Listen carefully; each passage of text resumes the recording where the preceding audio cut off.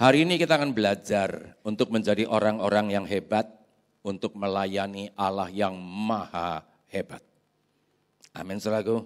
Jadi kita sebatas hebat aja untuk melayani Allah yang maha hebat. Nah, untuk menjadi orang-orang yang seperti itu dibutuhkan proses pembentukan. Tidak ada orang hebat tanpa proses pembentukan. Semua kalau kita baca dalam Alkitab orang-orang hebatnya Tuhan, itu melalui proses pembentukan juga yang hebat. Amin, saudaraku. Kita buka Alkitab kita di Yeremia pasal yang ke-18.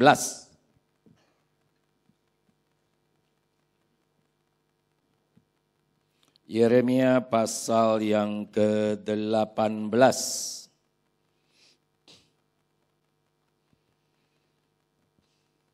Yeremia pasal yang ke-18 kita baca ayat yang ke-6. Yeremia 18 ayat yang ke-6. Masakan aku tidak dapat bertindak kepada kamu seperti tukang periuk ini, hai kaum Israel? Demikianlah firman Tuhan, sungguh seperti tanah liat di tangan tukang periuk, demikianlah kamu di tanganku, hai kaum Israel. Jadi kita ini dulu-dulunya hanya seonggok tanah liat yang tidak ada gunanya. Mungkin kita diambil sama Tuhan, tanah liat ini kita ini diambil dari pinggir got, pinggir kali mungkin, atau pinggir comberan. Tanah liatnya masih keras, kotor, ada rumput-rumput kering, ada banyak kotoran, itu diambil sama Tuhan. Sampai di rumah dibersihin sama Tuhan, udah dibersihin, dikasih air supaya lembut. Sudah dikasih air, diapain lagi? Diremet-remet. You know, diremet-remet. Diremas-remas. Siapa yang bilang diremas enak sini? Tak remet kalau enggak sakitnya bukan main. Pembentukan Tuhan pasti sakit. Sudah diremet-remet, sudah diremas-remas, diapain lagi? Dibanting-banting. Ambil lagi, banting lagi. Udah dibanting-banting, diapain? Diinjak-injak. Sudah digulung lagi, injak-injak lagi. Saya biasanya kalau di rumah, punggung saya diinjak-injak sama istri saya enak. Tapi kalau saudara bilang diinjak-injak enak, sini tak injaknya. Remuk, saudara. Enggak enak. Saudara ngalamin enggak? Pernah enggak ngalamin? Hidup itu sepertinya diremas-remas. Hidup itu sepertinya dibanting-banting. Hidup itu sepertinya diinjak-injak, enggak ada harganya. Sudah mulai lembut. Penjunan sekarang, pembuat tanah liat yang sekarang, saudaraku, itu pakai satu alat. Bulat begitu, dimasukin ke listrik, terus tanah liat yang belum berbentuk itu ditaruh di atasnya, di on, tik, langsung dia berputar. Ser. Hidup sepertinya diputar-putar. Masalah suami istri selesai, masalah anak. Masalah anak selesai, masalah mertua. Masalah mertua selesai, masalah menantu. Masalah menantu selesai, masalah orang tua. Masalah orang tua selesai, masalah pekerjaan. Pekerjaan selesai, masalah ekonomi. Masalah ekonomi selesai, masalah kesehatan. Masalah kesehatan selesai, masalah pembantu. Selesai lagi, balik lagi masalah suami dan istri. Sepertinya hidup itu diputar-putar. Memang sama Tuhan memang lagi diputar. Sudah diputar karena ini tanah liat yang belum ada bentuknya sama sekali. Masih jelek sama sekali. Tuhan pakai kedua tangannya untuk membentuk kita. Kita digesek. Ini tanah liat yang belum berbentuk sama tangan Tuhan digesek. Sret. Mungkin Tuhan pakai kedua tangannya itu adalah istrimu sendiri. Dulu istrinya enggak apa-apa. Udah bertobat kok cerewetnya, bukan main. Jangan-jangan istrimu jadi alat Tuhan untuk membentuk engkau. Atau mungkin itu suamimu sendiri. Atau mungkin itu orang tuamu sendiri. Atau anakmu sendiri. Atau menantumu sendiri. Atau mertuamu sendiri. Tuhan pakai orang-orang yang dekat sama kita untuk membentuk kita. Makanya hari ini kita berpikir positif. Saudara dan saya bukan dilahirkan lagi dari bapak dan ibu kita yang ada di bumi. Kita sudah dilahirkan ulang, reborn. Sudah dilahirkan ulang dari Bapa di sorga, dari air dan roh. Amin selalu. Ingat tuh. Jadi kalau bilang kita dari debu kembali kepada debu, salah. Itu perjanjian lama. Kita sudah bukan debu lagi, tapi kita dari air dan roh dilahirkan ulang, diciptakan ulang sama Tuhan. Amin. Nah, jadi sekarang kita ngerti, makanya berpikir positif. Berpikir jangan manusiawi, tapi berpikir secara ilahi. Kalau kita lagi dikesek, jangan bilang orang kok jahatnya, itu karena berpikir manusiawi. Tapi kalau kita berpikir positif, berpikir ilahi, kita selalu bilang, Tuhan aku mengucap syukur. Orang ini bukan orang jahat, tapi saat ini dia jadi alatmu untuk membentuk aku, supaya aku belajar mengasihi. Aku bersyukur. Itu Tuhan disukakan. Amin selalu. Amin. Nah, harusnya seperti itu. Jadi makanya sekarang kita tahu, sudah digesek, sudah mulai jadi, tapi kelihatan kayak silinder masih penuh. Tuhan pakai satu alat untuk apa? Ngeroakin kita. Congkel semua, dicongkel dari dalam semua, dirogoh semuanya. Maksudnya semua yang negatif dalam hidup kita itu semuanya dicongkel sama Tuhan, dirogoh sama Tuhan, dibuang semuanya. Akhirnya jadi mulai kelihatan bejananya. Tapi kayak silinder bolong aja. Bibir bejana masih sama-sama tebal, sama Tuhan mulai ditipisin, dipencet-pencet, sampai mulai kelihatan tipis. Sudah gitu tapi masih polos, Tuhan pakai jarinya untuk apa? Untuk mengukir kita, ditusuk, selep, diukir sama Tuhan supaya kelihatan bagus. Sudah yang terakhir, dari yang terakhir, dimasukin ke tungku perapian yang menyala-nyala.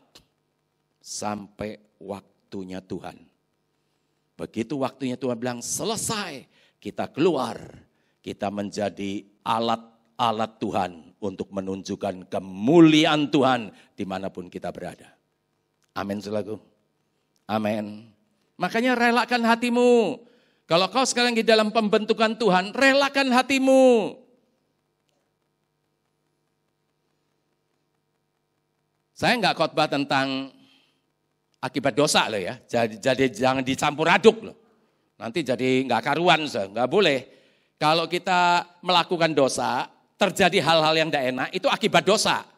Tapi kalau kita melakukan kebenaran, kita melakukan firman Tuhan, terjadi hal yang tidak enak, itu pembentukan kita. Supaya karakter kita dibentuk untuk menjadi serupa dengan Kristus. Amin. Amin. Jadi jangan dicampur aduk loh ya. Nah, saya enggak khotbah tentang akibat dosa, saya khotbah tentang pembentukan. Ini orang-orang yang jadi pelaku firman baru akan masuk dalam pembentukan Tuhan.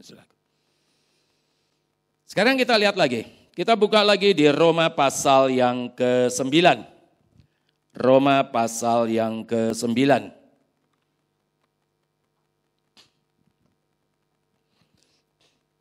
Roma pasal yang ke-9, kita baca ayat 21 sampai dengan ayat yang ke-24. Roma 9 ayat 21 sampai dengan 24. Apakah tukang periuk tidak mempunyai hak atas tanah liatnya untuk membuat dari gumpal yang sama suatu benda untuk dipakai guna tujuan yang mulia dan suatu benda lain untuk dipakai guna tujuan yang biasa? Jadi kalau untuk menunjukkan murkanya dan menyatakan kuasanya, Allah menaruh kesabaran yang besar terhadap benda-benda kemurkaannya yang telah disiapkan untuk kebinasaan. Justru untuk menyatakan kekayaan kemuliaannya atas benda-benda belas kasihannya yang telah dipersiapkannya untuk kemuliaan, yaitu kita yang telah dipanggilnya. Bukan hanya dari antara orang Yahudi, tapi juga dari antara bangsa-bangsa lain. Jadi gini, Tuhan cuma bikin dua benda. Satu benda dipakai untuk menunjukkan kemuliaan Tuhan, satu benda lagi dipakai untuk menunjukkan murka Tuhan. Harusnya kita yang sudah dipanggil, kalau kita jadi pelaku firman Tuhan, kita akan menjadi benda-benda untuk menunjukkan kemuliaan Tuhan dimanapun kita berada. Amin saudaraku. Bukan orang yang masuk gereja loh, bukan orang yang pelayanan loh, bukan ada embel-embel jadi pendeta loh, bukan. Jadi pendeta tidak jaminan, jadi pelaku firman itu baru jaminan. Amin saudaraku. Nah makanya harus jadi pelaku firman. Bagaimana kita bisa jadi pelaku firman kalau kita nggak mau baca Alkitab tiap hari? Nonton TV jam-jaman bisa. Baca koran dari ujung ke ujung bisa. Suruh baca Alkitab alasannya macem-macem. Nggak kelihatan Pak. Tuh lihat tuh. Nggak kelihatan Pak, tulisannya kecil-kecil. Tapi dari jarak jauh kalau ngelihat duit kok tahu aja. Duit itu berapa? 100.000 loh. Dari jarak jauh tahu aja. Nah itu banyak alasan. Wah sibuk Pak, sibuk. Hati-hati. Nanti pada waktu kita lagi butuh Tuhan, Tuhan tolong. Tuhannya juga bilang sibuk, sorry ya sibuk. Enak loh. Makanya baca Alkitabmu setiap hari. Orang Kristen harus baca Alkitab. Amin selaku. Baca aja belum selamat. Percaya ya Alkitab yang kita baca dengan segenap hati dan lakukan. Nah kita melakukannya itu baru jaminan. Amin selaku. Nah jadi sekarang saudara ngerti. Makanya tidak bisa tidak. Kalau enggak nanti jadi benda-benda untuk menunjukkan murkanya. Sekalipun masuk gereja tidak jaminan. Harus jadi pelaku firman. Tapi kita nggak bisa bilang begini ya.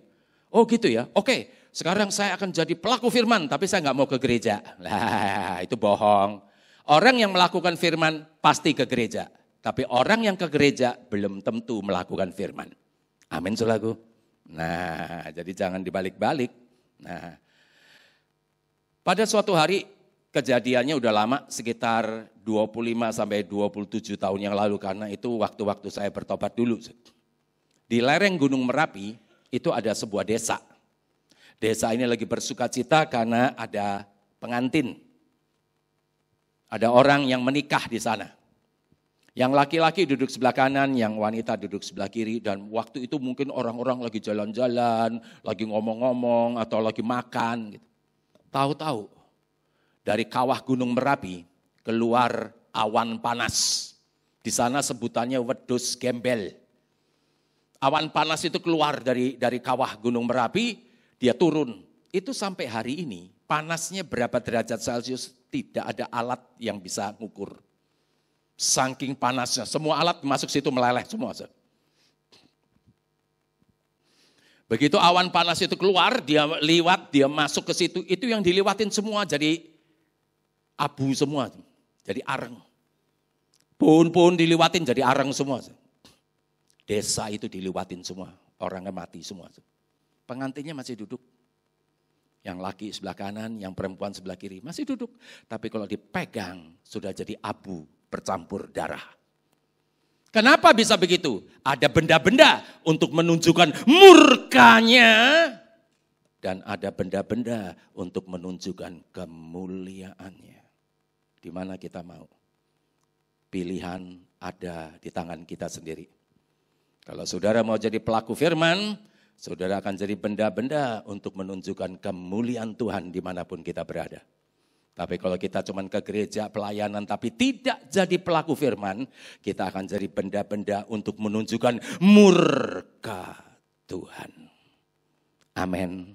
Ayatnya di sini tadi. Sekarang pertanyaannya kenapa kok banyak orang Kristen gak bisa dibentuk? Dari dulu kita belum bertobat, sampai kita masuk gereja pelayanan, tapi karakternya masih aja seperti itu. Yang dulu cabul, ya masuk gereja tetap cabul. Pikirannya tetap porno cabul. Dulu sukanya ngelihat wanita-wanita kekurangan kain, saat ini juga masih suka ngeliatin wanita-wanita kekurangan kain. Heran ya, wanita kekurangan kain aja ditonton. Nah itu coba kita lihat. Kenapa kok bisa sampai banyak orang tidak bisa dibentuk? Kita buka lagi Alkitab kita di Yesaya pasal yang ke-45. Yesaya pasal yang ke-45.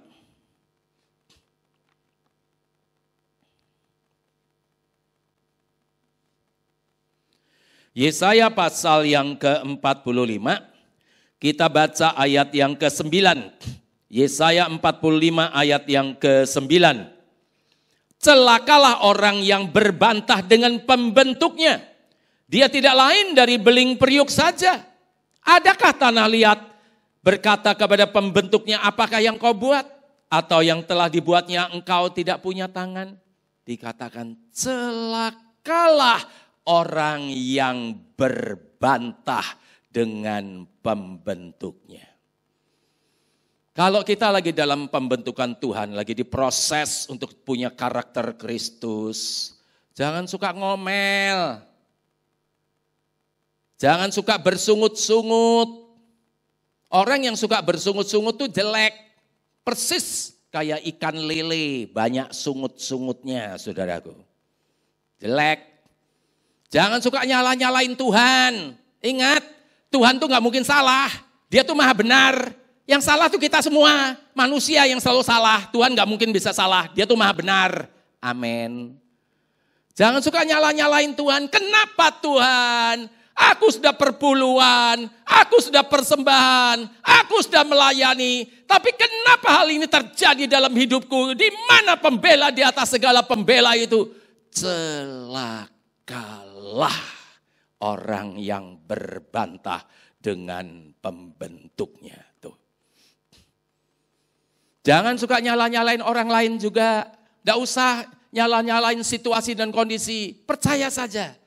Kalau kita jadi pelaku firman terjadi hal-hal yang tidak enak, itu pun rencana Tuhan yang sangat indah. Di kemudian hari kita akan tahu bahwa apa yang Tuhan rencanakan itu di kemudian hari pasti akan menjadi kebaikan. Amin. Nah, makanya orang-orang yang harusnya bisa menerima apa adanya dari Tuhan, Tuhan mau kasih apa saja walaupun sekarang ini kelihatannya nggak baik. Percaya di akhirnya itu pasti baik. Makanya harusnya gimana? Kita buka lagi di 1 Tesalonika pasal yang ke-5.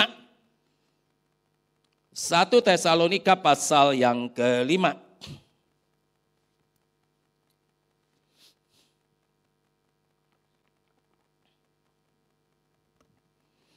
1 Tesalonika pasal yang ke-5 kita baca ayat yang ke-18.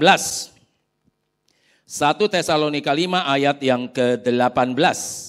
Mengucap syukurlah dalam segala hal, sebab itulah yang dikehendaki Allah di dalam Kristus Yesus bagi kamu.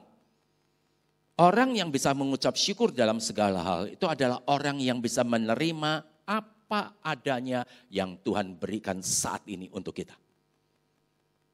Jadi mengucap syukur itu bukan kalau kita lagi dalam keadaan baik, dalam keadaan sehat, dalam keadaan diberkati, maksudnya dalam keadaan untung.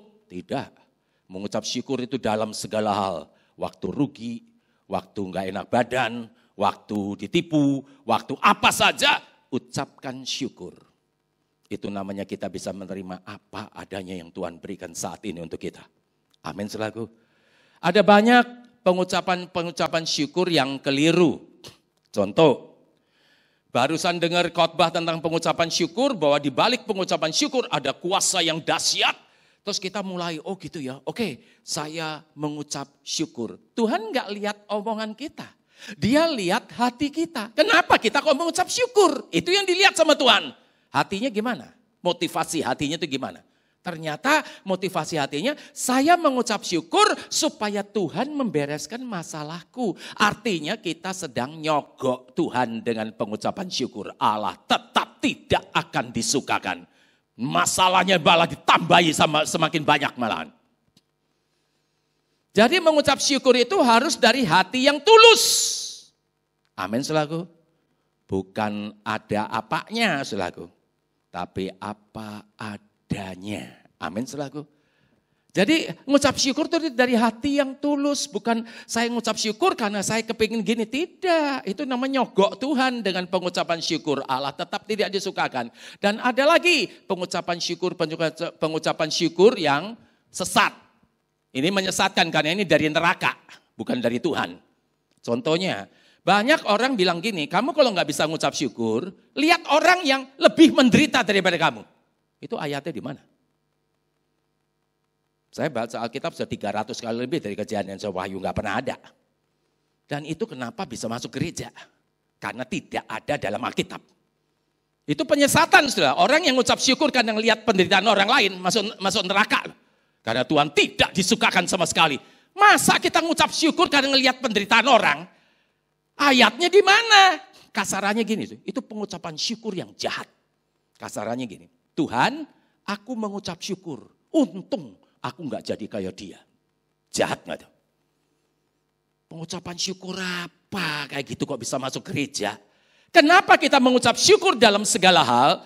Karena Tuhan selalu memberi yang terbaik sekalipun di mata kita tidak baik. Amin. Amin. Saudara kenapa sih belum makan ya? Kok malah melotot gitu aja, kenapa sih? Ditanyain dijawab gitu loh. Jadi kenapa kita mengucap syukur dalam segala hal? Karena Tuhan selalu memberi yang terbaik. Sekalipun di mata kita tidak baik. Kita mengucap syukur bukan melihat penderitaan orang, tapi melihat kebaikan Tuhan. Amin saudaraku. Jadi sekalipun di mata kita nggak baik, tapi itu adalah yang terbaik saat itu yang Tuhan bisa berikan kepada kita. Itu yang terbaik. Karena nanti hasil akhirnya pasti baik, nggak mungkin enggak. Amin saudaraku. Makanya mengucap syukur dalam segala karena Tuhan selalu memberi yang terbaik sekalipun di mata kita tidak baik. Nanti kita akan belajar. Kita akan belajar lagi nanti ke sana. Saudara. Sekarang kita buka di 1 Petrus pasal yang pertama. 1 Petrus pasal yang pertama.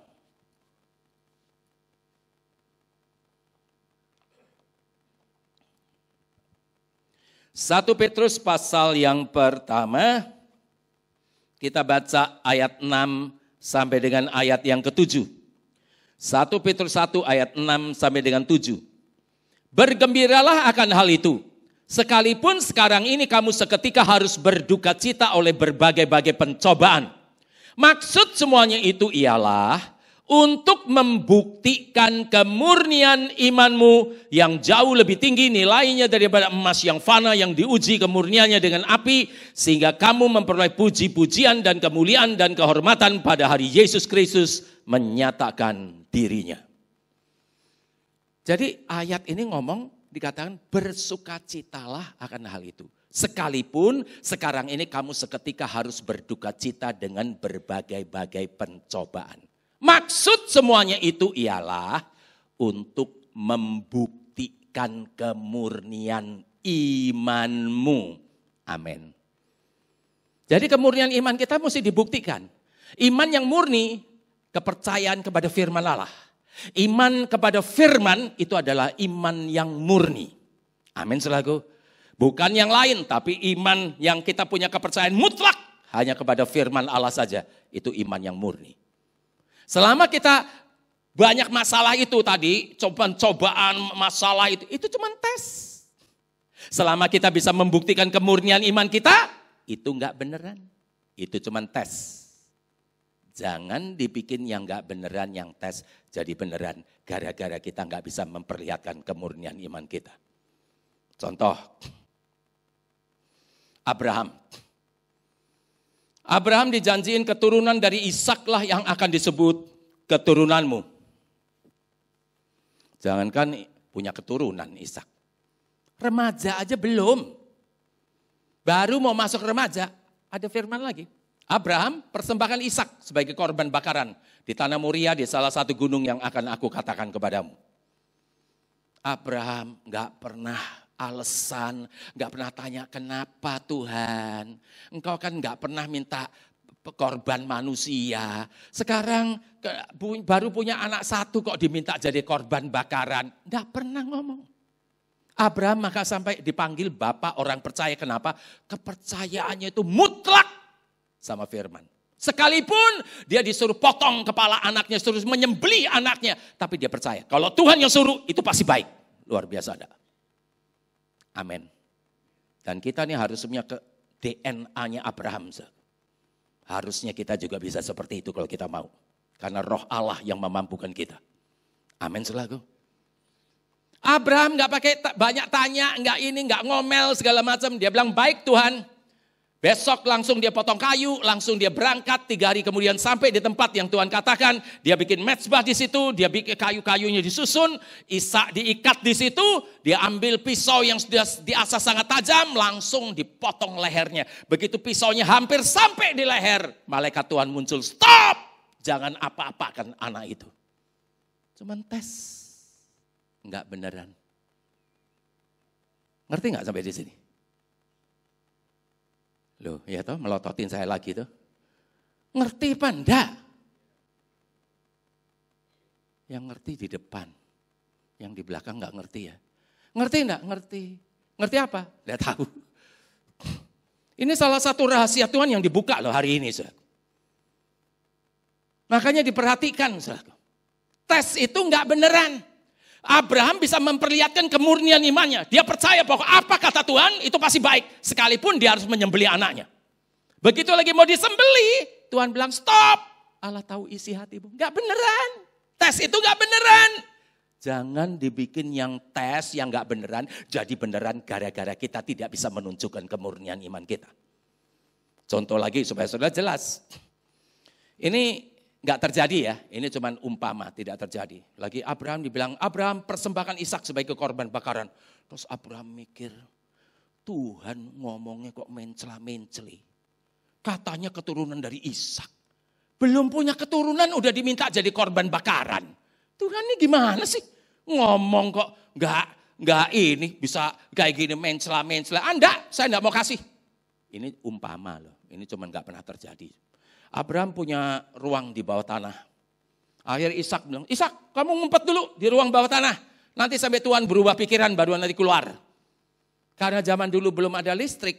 Di ruang bawah tanahnya itu lembab. Ditinggalilah sama seekor ular beludak. Karena gelap gak kelihatan, Ishak masuk dudukin ular beludak. Digigit, mati. Yang semestinya tes jadi beneran. Tapi Abraham tidak seperti itu. Lagi dibilang suruh dipotong kepalanya lagi. Hampir sampai malaikat Tuhan muncul. Stop! Jangan apa-apakan anak itu. Cuma tes. Enggak beneran. Amin. Ngerti enggak? Teman-teman tuh ngerti bener apa enggak? Saya kasih contoh lagi supaya sudah jelas. Ada sebuah pasar malam, ini enggak terjadi ya, ini cuma umpama saja. Ada sebuah pasar malam. Ada satu kios untuk foto sama seekor singa. Singanya karena dipelihara dari kecil, makanannya bergizi, terus setiap seminggu dikeramasin 2 kali. Jadi surainya juga jadi bagus karena dikeramasin terus disisirin terus jadinya bagus lah. Dan karena dia nggak pernah berantem sama binatang lain, jadi dia bertumbuhnya sangat bagus, badannya juga bagus, tingginya duduk aja tingginya segini. Wah anak-anak paling suka. Ada yang foto dari belakang, wah dipegang ke rambutnya singanya dipegang. Singanya singa nurut, karena dari kecil dipiaranya. Ada yang dari depan, terus ke tangannya singa ditaruh sini dua-duanya. Ada yang dari sini anak-anak senang. Ada seorang bapak kepingin foto tapi takut. Si bapak datang tuh di situ, dia maju, mundur. Maju, mundur. Si orang yang punya singa tuh loh, Pak, Bapak kenapa? Bapak mau foto sama singa ya? Iya. Sini, enggak apa-apa. Ini singa nurut. Bapak itu enggak mau percaya sama kata-kata orang yang punya singa ini. Ya nurut-nurut tapi kan singa. Singanya gede lagi. Nanti kalau saya diterkam, dia bilang sini nggak apa-apa, coba lihat nih Pak. Dibukain, kukunya udah nggak ada. Ini singa dari kecil kukunya dicabutin. Nih lihat nih, dibuka mulutnya. Ompong. Ini singa ompong. Giginya dari kecil udah diambilin, gigi taring semuanya udah diambilin semua. Ini udah nggak punya gigi Pak. Bapak digigit sama singa ini kayak dipijitin. Tapi dia tetap gak mau percaya sama omongan orang yang punya singa ini. Dia bilang ya ompong-ompong tapi kan tetap singa. Maju, mundur, maju, mundur. Lah singanya ngelihat orang ini maju mundur, curiga. Ini orang ngapain? Dia lihat orang itu, akhirnya singanya mengaum. Ya singa biar ompong kan tetap mengaum. Kalau mengeong itu baru kucing. Dia mengaum, si orang ini kaget. Lari, diuber sama singa ompong. Karena dia ketakutan, dia belasah sini, belasah situ, belasah sini, masa ada satu lorong yang gak pernah kepake, dia liwat ke situ, ternyata ada sumur yang udah gak pernah kepake, ketutup sama daun-daun kering, kejeblos, mati. Matinya bukan karena singanya, tapi karena ketakutan dan kekhawatiran kita itu yang membunuh. Karena gak bisa membuktikan, gak mau percaya sama orang yang ngomongin yang punya singa itu. Itu jadi kayak gitu. Ngerti nggak sampai di sini? Udah tambah banyak ya, tapi masih belum, yang di belakang-belakang itu masih belum ngomong. Masih diam. Saya kasih contoh lagi yang benar-benar terjadi. Di Semarang, kejadiannya udah lama. Saya juga dengar kesaksian soalnya. Ada seorang ibu ini luar biasa. Suaminya sakit, akhirnya lumpuh. Jadi si suami tidak bisa kerja. Si istri ini bekerja luar biasa untuk membayari kehidupan sehari-hari sama membayari anaknya. 4 anaknya, semuanya jadi sarjana semua. Karena ibu ini bekerja luar biasa. Saya panggil dia super woman. Kalau saya panggil dia Wonder Woman, dia main film lagi nanti. Jadi cukup super woman. Dia bekerja luar biasa, pagi-pagi dia siapin breakfast 4 anaknya. Sudah gitu diantar ke sekolah. Sudah diantar ke sekolah, dia bekerja. Karena dia bekerja sendiri, dia nggak kerja sama orang. Dia pergi ke sini, dia kerja pokoknya. Sudah siang-siang dia jemput anaknya 4, masuk ke rumah, dia kerja di rumah. Luar biasa. Dia bisa mencukupi kebutuhan keluarga dan membayar anak-anaknya sekolah sampai jadi sarjana semua. Nah, waktu dia bekerja lagi, anak-anaknya masih sekolah, itu tuh dia menderita sesuatu, pokoknya sakit. Ada sesuatu gitu loh. Tapi kalau ditanyain, kamu tuh sakit apa? Nggak tahu. Sampai bilang dia check up aja. Akhirnya dia check up, check up ternyata harga check upnya itu biayanya jutaan untuk check up itu. Dia nggak jadi. Daripada buat check up segitu berapa juta, mendingan dibuat kehidupan sehari-hari sama bayar uang sekolah. Jadi dia nggak mau check up. Dia jalan terus. Dia bekerja luar biasa terus sama penyakit itu yang dia nggak tahu penyakit sakit apa. Dia cuma tahu ada sesuatu dalam tubuhnya, tapi apa nggak tahu. Ya udah, dia jalannya terus sekitar 13 atau sampai 15 tahun lah, saya lupa tepatnya. 13 sampai 15 tahun kemudian. Tahu-tahu dia ketemu sama seorang teman baiknya lagi di SMA. Teman baiknya udah jadi orang kaya. Lagi ketemu loh, kamu kan si Anu toh. Loh kamu kan si ini loh. Wah, terus ngomong bisa tentang penyakit. Dia bilang, dia juga ada sesuatu. Cuman kalau ditanya sakit apa dia nggak tahu. Tapi ada sesuatu gitu loh. Temannya bilang ya check up, mahal. Lebih baik buat bayar uang sekolah sama bayar kehidupan sehari-hari. Temannya bilang, sekarang kamu tak antar, yuk ikut aku. Naik mobilku, kita pergi ke rumah sakit yang terbaik, kita cari dokter yang terbaik, kita check up di sana. Betul, check up ternyata hasilnya kanker ganas. 13 sampai 15 tahun dia hidup dengan si kanker ganas. Begitu dia tahu, dia kena kanker ganas, nggak lewat 3 bulan, game. Bukan kanker ganasnya yang membunuh, tapi ketakutan dan kekhawatiran kita itu yang membunuh. Sama kayak tadi, si singa ompong. Tuh. Makanya hari ini saudara harus punya kepercayaan mutlak, iman yang murni, yaitu hanya percaya pada firman Tuhan. Selama saudara percaya firman Tuhan, apapun yang terjadi dalam hidup kita, itu hanya sebatas tes, tidak beneran. Amin. Ngerti? Ngerti beneran apa enggak? 12 pengintai. Itu kalau si orang Israel keluar dari tanah Mesir, masuk ke tanah perjanjian, itu sekitar 3,5 sampai 4,5 tahun mereka masuk. Lagi mau masuk, nggak bisa masuk dulu, dites dulu sama Tuhan. Layak nggak masuk? Diambil kepala-kepala suku, dari 12 suku, bukan orang ecek-ecek. Ini orang-orang hebat di sukunya masing-masing. Kepala-kepala suku yang dipanggil suruh mengintai negeri yang mau diberikan sama Tuhan itu. 40 hari kemudian mereka pulang. 10 pengintai percaya pada kenyataan. Gak bohong loh, bukan bohong. Tapi kenyataan apa yang dia lihat, fakta yang dia lihat. 2 pengintai percaya pada firman Tuhan. Cuman tes. Lagi dibalik ditanyain sama Musa, gimana negeri yang mau diberikan sama Tuhan gimana? 10 pengintai bilang, betul Pak Musa, negeri itu subur penuh dengan madu dan susu. Tapi orangnya tinggi besar. Alkitab bilang begitu, kita kayak belalang.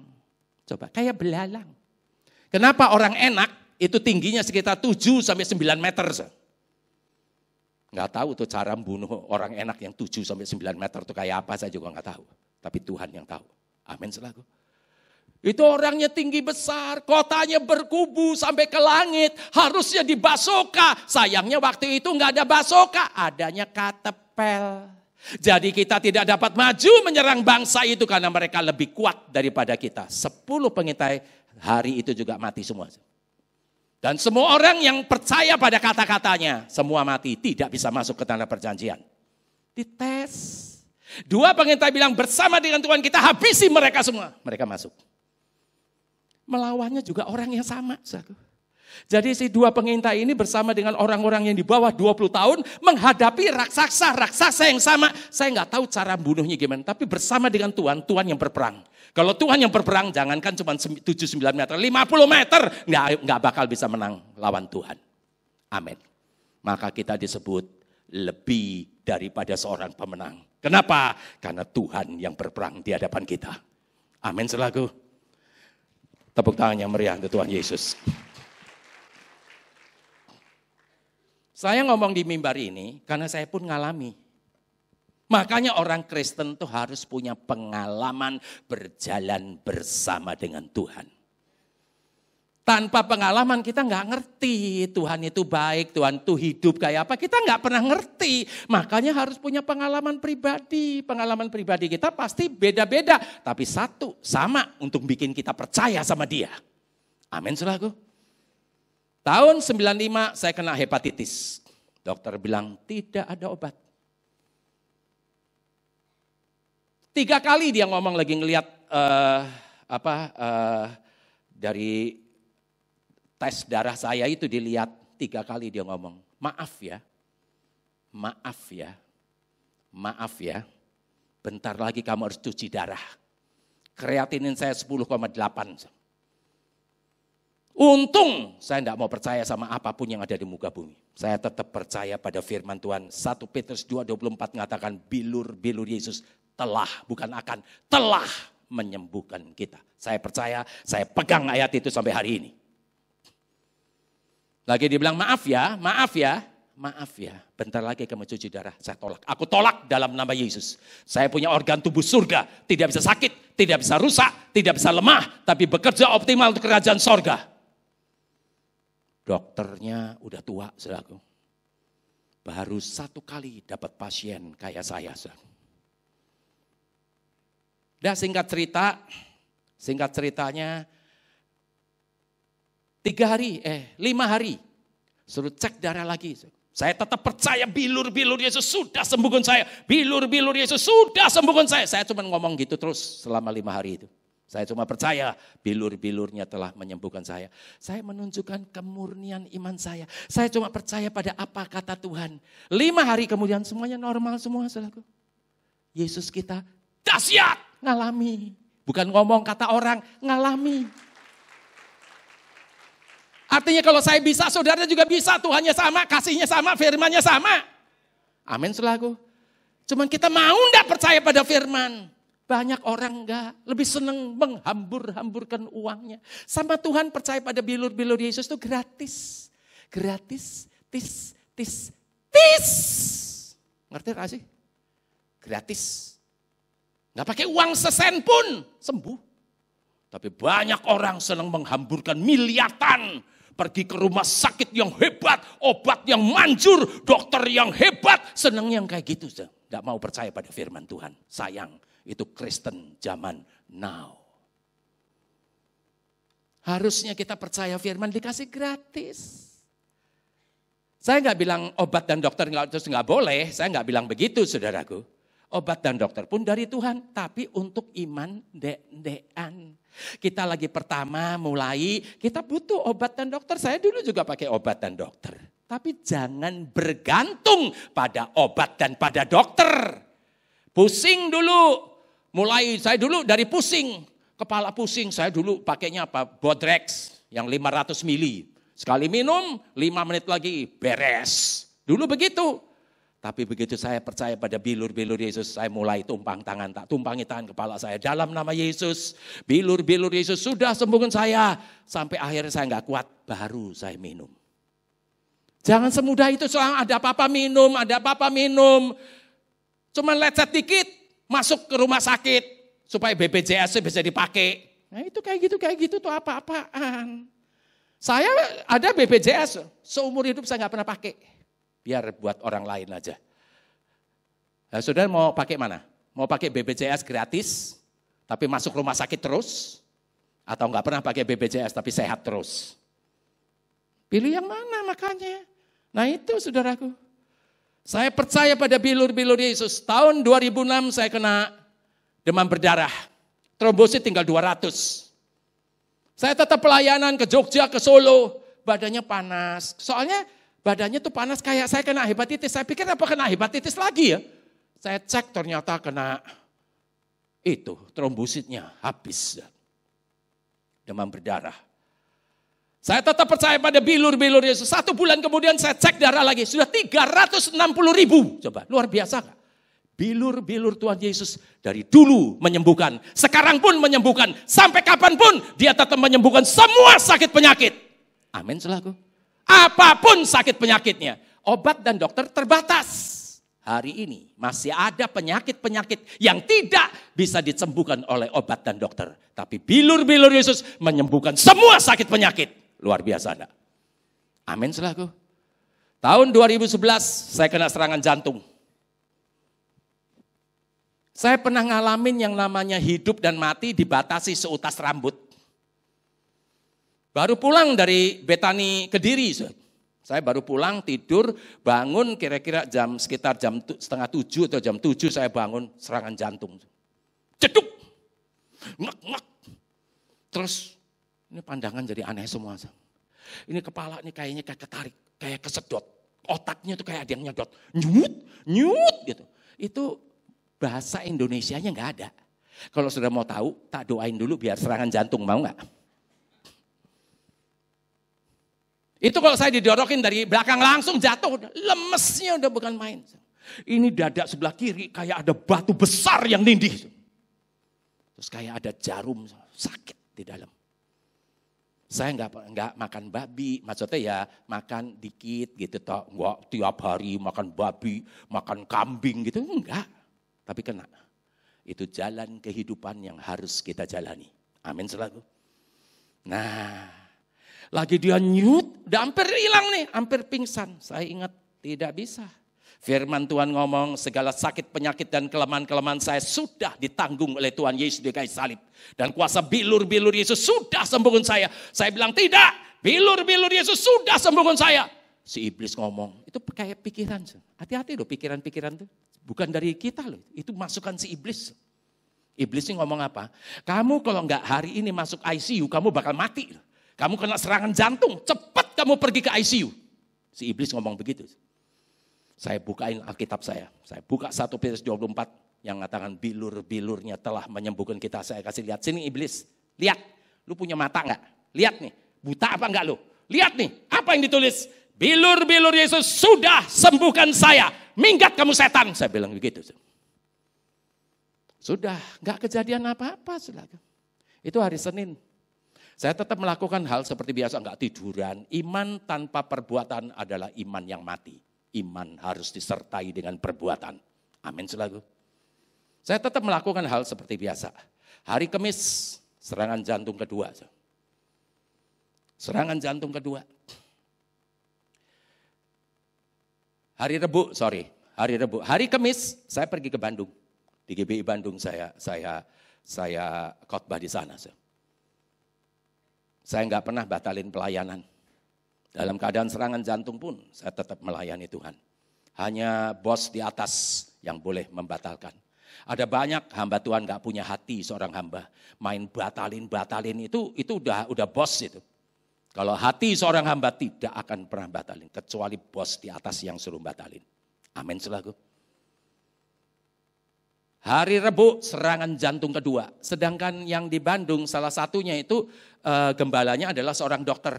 Dokter itu bilang serangan jantung pertama itu jantung kasih tahu kita ada trouble. Cepet-cepet mesti masuk di ICU, dikasih ini, dikasih itu supaya nanti kalau ada serangan kedua, ketiga nggak berat. Tapi kalau nggak diapa-apain, serangan kedua cukup untuk one way ticket. You know one way ticket? Tiket ke sorga cuma satu aja perjalanan, nggak bisa balik lagi tapi. Itu one way ticket. Game artinya. Saya tetap, itu lagi di tukang cukur rambut, saya lagi potong rambut. Lagi potong rambut, serangan kedua. Ceduk, ngak gitu lagi, nyut lagi. Saya bilang, tidak, bilur-bilur Yesus sudah sembuhin saya. Waktu saya ngomong gitu yang pertama hari Senin, saya di kamar. Sekarang di tukang potong rambut. Si tukang potong rambut lagi motong orang. Saya lagi bilang, tidak, bilur-bilur Yesus sudah sembuh. Kaget, apa? Bilur-bilur, masa bodoh. Pokoknya saya mendeklarasikan bahwa saya itu sudah sembuh. Bilur-bilur Yesus sudah sembuhkan saya. Saya bilang begitu. Sudah. Gak ada kejadian apa-apa. Tambah lemes. Hari Kamis saya berangkat. Dulu belum ada flight antara Semarang Bandung. Sekarang sudah ada. Dulu gak ada. Jadi saya mesti flight dulu ke Jakarta. Dari Jakarta naik bus ke Bandung. Naik tangga pesawat. Saking lemesnya. Kakinya nggak bisa naikin badan. Baru pertama kali saya seperti itu. Naik tangga, nggak mau naik. Mau naik nih nggak kuat nih kaki mau naikin badan saking lemesnya. Belakang saya, ayo pak, mau naik nggak bisa, ayo pak. Saya bantu pakai tangan, saya tarik. Satu, naik lagi satu, sampai di atas kayak orang main sepak bola. Jantung jeduk. I don't care about it. Saya tahu kepada siapa saya percaya. Sampai di atas, saya masih ingat waktu itu belum dirubah nomor. Kalau sekarang udah nomornya gede-gede. Dulu masih nomor 5. Nomor 5 itu paling depan, ekonomi paling depan. Sesudah itu business class. Saya duduk di nomor 5, 5C, saya masih ingat.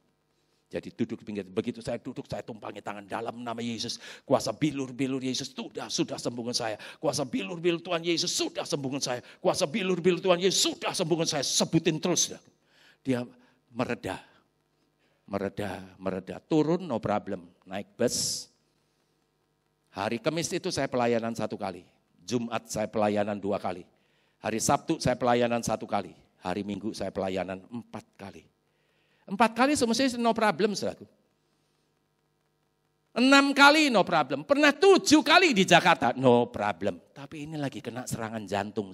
Udah gitu gerejanya waktu itu naik tangga lagi. Aduh, mestinya itu sudah suatu siksaan buat saya. Tapi saya tetap melayani. Sudah selesai, hari Senin pagi jam 5 saya berangkat naik bus pergi ke Jakarta. Di Jakarta saya nunggu 2 jam, flight lagi ke Semarang. Itu hari Senin. Hari Selasa, itu sampai hari ini.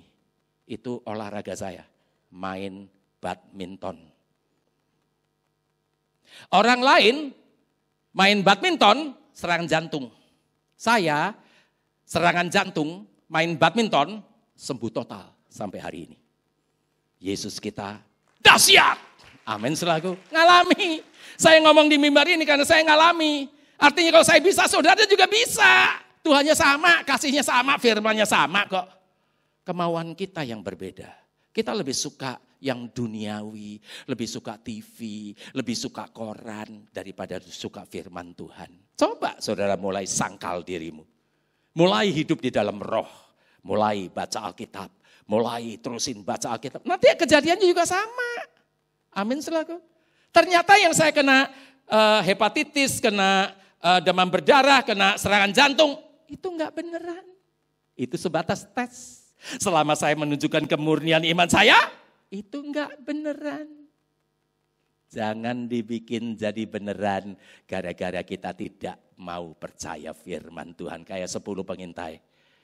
Tidak percaya firman, percayanya malah fakta, kenyataan yang dipercayai. Berapa banyak orang Kristen sekarang mati kena penyakit? Berapa banyak, saudaraku? Karena pada waktu lagi mereka harus menunjukkan kemurnian imannya, mereka nggak bisa. Yang tes jadi beneran. Itu jadinya kayak gitu. Sekarang saya kasih contoh salah satu tokoh sebelum perjanjian lama bernama Yusuf. Yusuf pun mau jadi raja, dia nggak langsung jadi raja, tapi melalui proses pembentukan. Kita buka Alkitab kita lagi di Mazmur 105. Mazmur 105.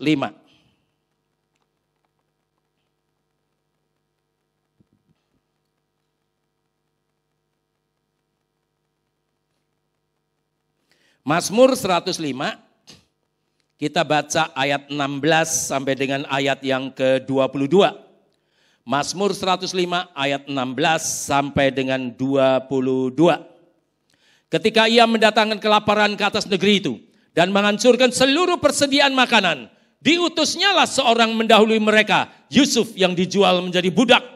Mereka mengimpit kakinya dengan belenggu, lehernya masuk ke dalam besi. Sampai saat firman-Nya sudah genap dan janji Tuhan membenarkannya, raja menyuruh melepaskannya, penguasa bangsa-bangsa membebaskannya, dijadikannya dia tuan atas istananya dan kuasa atas segala harta kepunyaannya untuk memberikan petunjuk kepada para pembesarnya segendak hatinya dan mengajarkan hikmat kepada para tua-tuanya.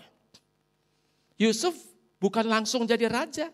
Tapi proses pembentukannya dari kecil sudah tidak disukai sama saudara-saudaranya. Coba menurut saudara gimana? Menurut saudara Yusuf tuh baik gak? Di mata Yusuf baik gak kalau enggak disukai sama saudara-saudaranya? Enggak baik saudaraku di mata Yusuf. Dia dimusuh sama seluruh saudaranya. Di mata Yusuf enggak baik. Tapi itu adalah yang terbaik yang Tuhan bisa berikan kepada Yusuf saat itu adalah dimusuh seluruh saudara-saudaranya. Makanya tadi kenapa kita mengucap syukur dalam segala hal. Karena Tuhan selalu memberi yang terbaik sekalipun di mata kita tidak baik. Amin selaku. Jadi ngucap syukur bukan lihat penderitaan orang, tapi ngelihat kebaikan Tuhan. Mungkin saat itu belum kelihatan kebaikan Tuhan, tapi itu pasti baik. Dimusuh seluruh saudaranya baik gak baik. Tapi itu yang terbaik yang Tuhan bisa berikan kepada Yusuf saat itu adalah dimusuh. Makanya mengucap syukurlah dalam segala hal. Sudah dimusuh akhirnya apa? Mau dibunuh. Tapi rencana Tuhan bukan untuk dibunuh.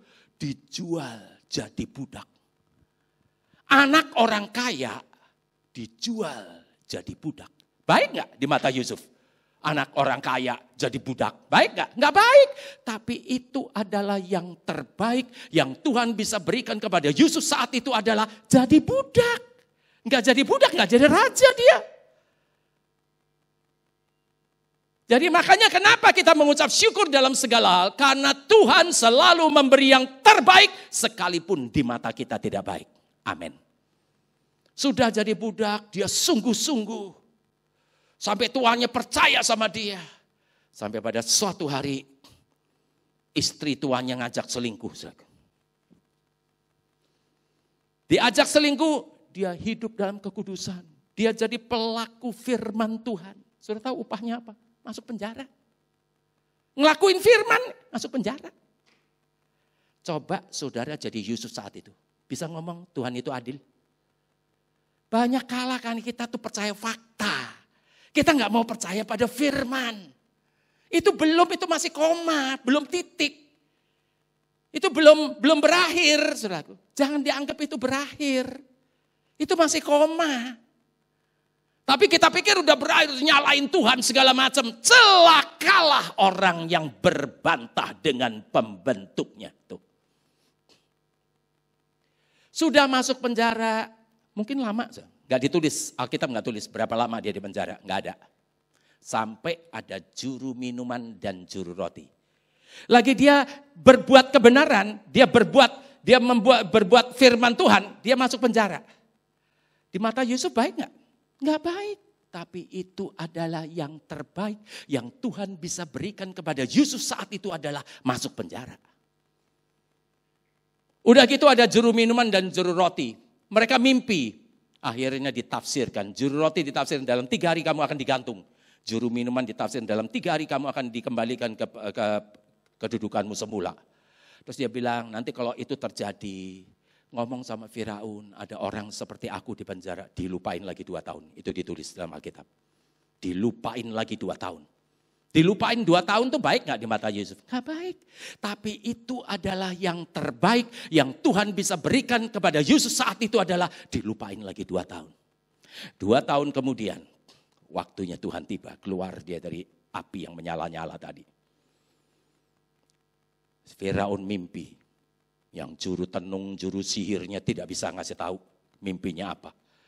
Juru minuman ingat, wah iya aku lupa.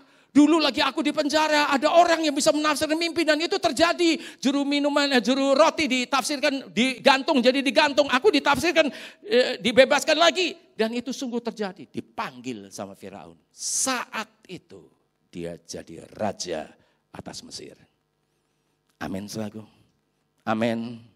Semua orang Kristen, semua orang Kristen.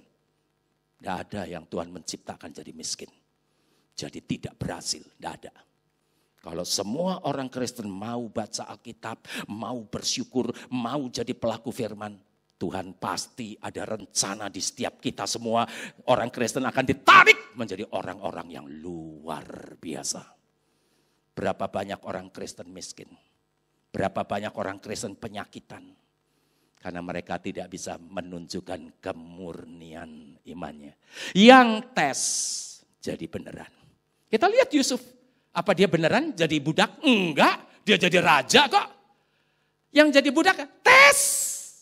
Dan dia percaya pada firman Tuhan. Dia gak pernah ngomel. Dia gak pernah nyalain Tuhan. Dia gak pernah nyalain siapapun. Dia selalu masukin apapun yang terjadi dalam hidupnya. Dia percaya itu adalah firman Allah. Itu adalah rencana Tuhan di dalam kehidupannya. Amin.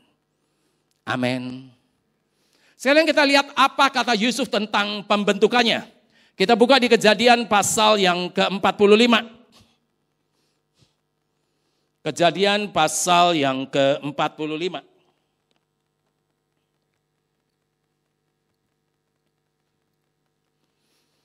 Kejadian pasal yang ke-45 kita baca ayat 4 sampai dengan ayat yang ke-8.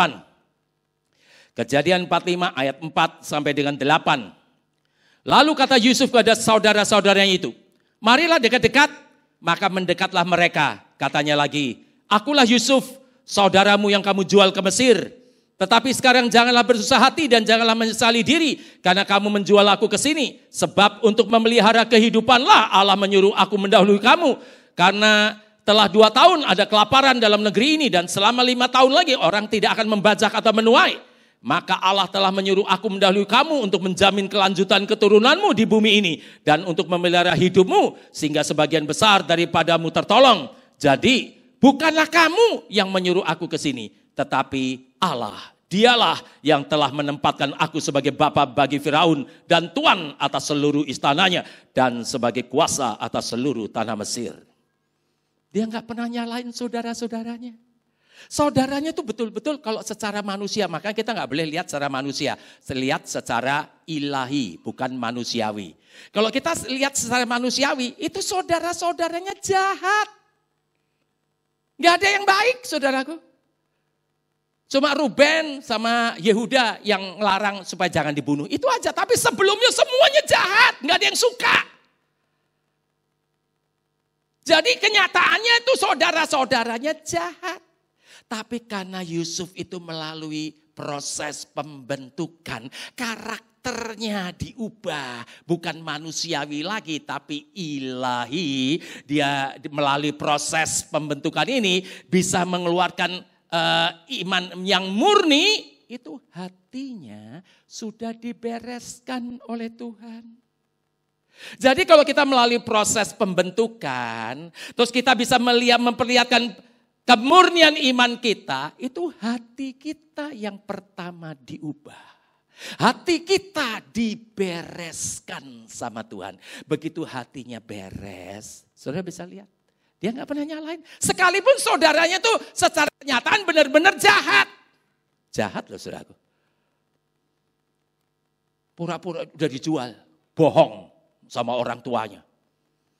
Bapaknya, "Pak, ini jubahnya siapa ini, Pak?" "Loh, itu jubah Yusuf." "Tapi kok ada darahnya, Pak?" "Jangan-jangan Yusuf udah dimakan singa." Jahat gak? Dianggapnya udah mati. Cobain. Jahat semestinya. Tapi dia gak pernah nyalain. Dia bilang, "Sini dekat-dekat. Aku nih Yusuf, saudaramu yang kamu jual ke Mesir. Tapi sekarang jangan bersusah hati, jangan menyesali diri. Bukan kamu." Kasarannya dia ngomong, "Tuhan pakai kamu untuk kirim aku pergi ke Mesir." Luar biasa enggak? Enggak pernah nyalain, sekalipun orang itu memang harusnya disalahin. Tapi dia enggak pernah nyalain orang. Apapun yang terjadi dalam hidupnya, dia selalu ngomong itu adalah rencana Tuhan. Luar biasa. Amin selaku. Makanya jangan suka nyala-nyalain. Ada banyak selaku ini benar-benar terjadi. Anaknya tuh goblok. You know goblok. Tolol. Ngerti tolol enggak sih? Udah anaknya goblok, yang disalahin siapa? Sekolahnya. Sekolahnya dan gurunya tuh goblok nggak bisa ngajar anak. Dilihatnya di sekolah itu yang pintar-pintar ya banyak, yang goblok anaknya dia. Artinya dia yang jadi orang tua yang goblok nggak bisa ngajar anak. Itu orang yang hatinya nggak beres, selalu kayak gitu. Sekolah disalahin, semua disalahin, dia paling benar sendiri, dia paling baik sendiri. Itu karena hatinya tidak dibereskan, karena tidak melalui proses pembentukan. Jadi tidak punya karakter Kristus. Karakternya tetap manusiawi. Dia paling benar. Semua salah, sekolah salah, ini salah, semua salah. Dia paling benar. Nah itu. Karena hatinya gak beres. Coba Yusuf hatinya gak beres. Wah dia lagi masih sakit. Karena gak diberesin sama firman. Begitu dia, saudara, "Sini, kamu tahu siapa aku? Hah? Aku ini Yusuf yang kamu jual ke Mesir. Sekarang aku gak mau lihat mukamu lagi, minggat kamu." Digituin mungkin. "Mati sana sekalian." Itu karena hatinya gak beres. Tapi Yusuf karena melalui proses pembentukan, dia bisa mengeluarkan iman yang murni, maka hatinya tuh sudah dibereskan. Maka dia bilang, "Sini loh deket-deket, aku nih Yusuf yang kamu jual ke Mesir. Sekarang enggak usah bersusah hati, enggak usah menyesali diri. Bukan kamu yang kirim aku ke Mesir, Tuhan pakai kamu untuk kirim aku pergi ke Mesir." Itu orang yang hatinya beres. Amin. Sampai pada suatu saat bapaknya mati.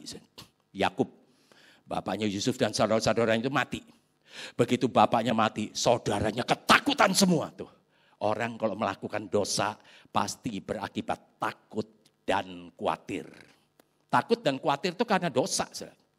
Adam dan Hawa sebelum jatuh dalam dosa tidak ada takut dan khawatir. Tidak ada telanjang pun, tidak ada rasa malu segala macam. Tapi begitu dia berbuat dosa, takut dan khawatir itu mulai timbul. Lagi bapaknya mati, semua pada ketakutan. Kita lihat apa kata Yusuf. Kita buka lagi di Kejadian pasal yang ke-50. Kejadian pasal yang ke-50.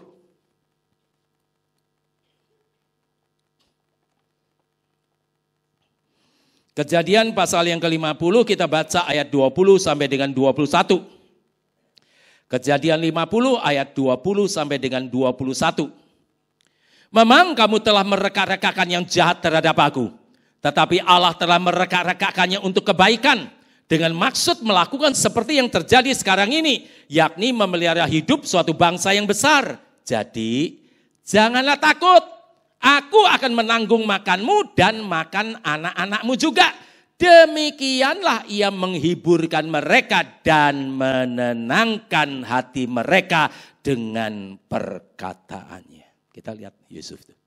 Itu namanya hatinya beres, punya karakter Kristus. Karena melalui proses pembentukan. Orang yang hatinya beres, Perkataannya bukan menteror orang atau membuat takut dan khawatir yang mendengarkannya. Tapi kata-katanya menenangkan orang-orang yang mendengarkannya. Amin. Saya punya teman, seorang pendeta, gembala sidang juga. Lagi ketemu, dia bilang, waduh Drew, ini gawat nih. Pemilihan umum yang sekarang ini gawat Drew. Ini bisa begini, ini bisa begini. Itu kalau ngomong sama saya, no problem. Ngomong sama jemaatnya apa enggak? Jemaatnya ketakutan semua. Ini kita bisa begini, ini kalau yang nomor ini menang, ini bisa begini, ini bisa begini. Belum ada apa-apa, kayak sudah mencipta dulu jadi kayak Tuhan, cobain. Sampai tak bilangin loh, kamu tuh hamba Tuhan atau bukan? Kamu punya Tuhan apa tidak? Saya tidak akan takut dan khawatir. Kenapa? Karena saya punya Tuhan. Tadi Yusuf juga bilang, kamu dulu mereka-rekakannya jahat. Tapi Tuhan mereka-rekakan itu jadi kebaikan. Siapapun saudaraku. Tapi saya percaya, kalau Tuhan dia bilang nomor ini jadi presiden. Mau dia apa-apain tetap gak bakal bisa. Tetap aja nomor itu akan jadi presiden. Tidak bisa tidak diubah. Itu Tuhan punya keputusan. Amin. Jadi kita gak perlu takut. Seandainya bukan pakai itu juga. Sekalipun jeleknya bukan main. Tuhan sanggup mereka-rekakan itu jadi kebaikan. Buat kita yang jadi pelaku firman. Amin saudaraku. Jadi gak perlu ada yang takut dan khawatir. Lah kita ini punya Tuhan apa tidak? Tuhan yang berperang di hadapan kita. Amin. Selama kita jadi pelaku firman. Hidupmu dijamin. Tidak perlu takut dan khawatir. Amin. Nah ini loh. Makanya kita lihat Yusuf keluar bukan menteror orang. Tapi kata-katanya menenangkan bagi orang yang mendengarkannya. Kalau hari ini kita bikin orang takut dan khawatir itu karena hati mudah beres. Tapi kalau kita melalui proses pembentukan.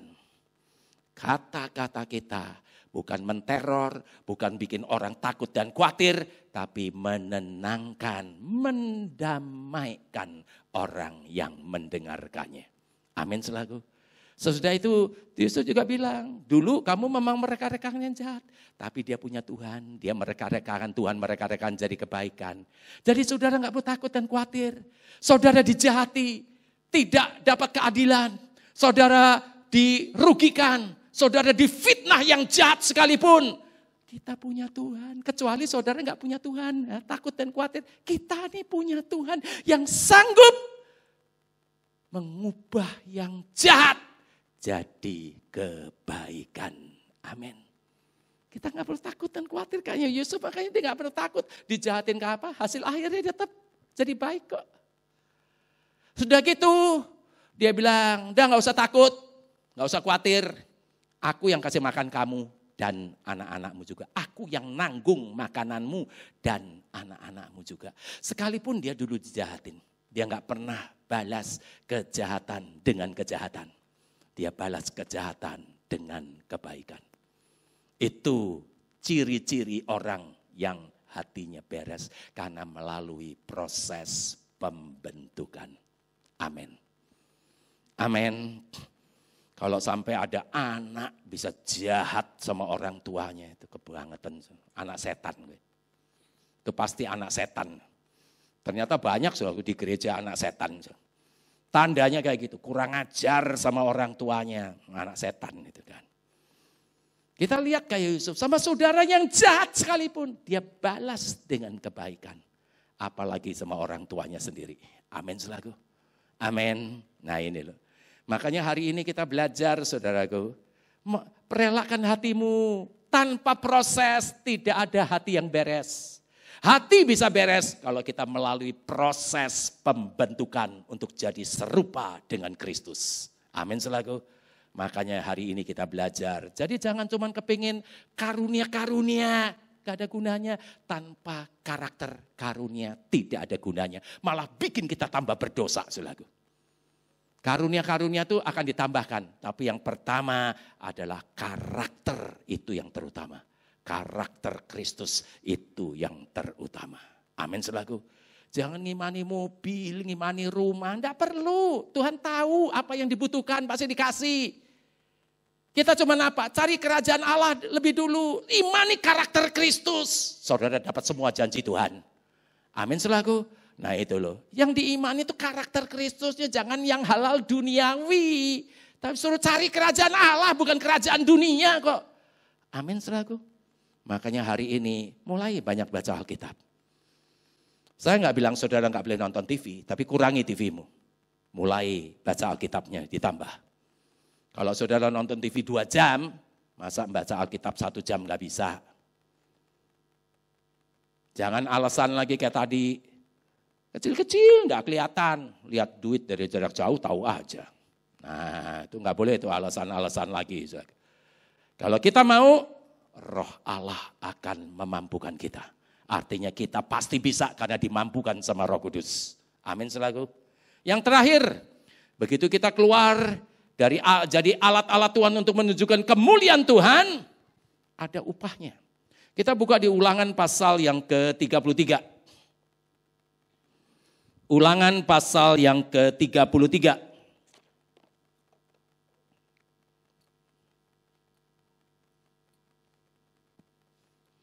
Ulangan pasal yang ke-33. Kita baca ayat 13 sampai dengan ayat yang ke-16. Ulangan 33 ayat 13 sampai dengan 16. Tentang Yusuf ia berkata, kiranya negerinya diberkati oleh Tuhan dengan yang terbaik dari langit, dengan air embun dan dengan air samudera raya yang ada di bawah, dengan yang terbaik dari yang dihasilkan matahari, dan dengan yang terbaik dari yang ditumbuhkan bulan, dengan yang terutama dari gunung-gunung yang sejak dahulu, dan dengan yang terbaik dari bukit-bukit yang berabad-abad, dan dengan yang terbaik dari bumi serta segala isinya, dengan perkenanan dia yang diam dalam semak duri, biarlah itu semuanya turun ke atas kepala Yusuf, ke atas batu kepala orang yang teristimewa di antara saudara-saudaranya. Begitu kita keluar jadi benda-benda untuk menunjukkan kemuliaan Tuhan. Hati kita udah diberesin sama Tuhan, punya karakter Kristus. Akhirnya Tuhan selalu memberi yang terbaik. Yang ditulis dalam Alkitab ini yang terbaik dari bumi. Dikasihin semua sama kita. Bukan cuma itu saja, saya bisa tambahkan. Tuhan juga memberi kehidupan yang terbaik, gereja yang terbaik, Bapak Ibu Gembala juga yang terbaik.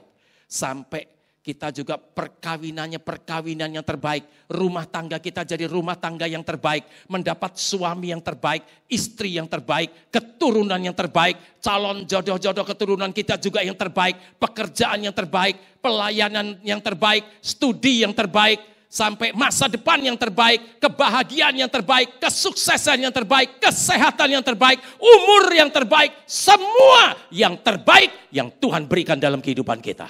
Amin selaku. Saudara percaya Tuhan Yesus kita ini maha dahsyat? Tepuk tangan yang sangat meriah untuk Tuhan Yesus. Mari kita bangkit berdiri.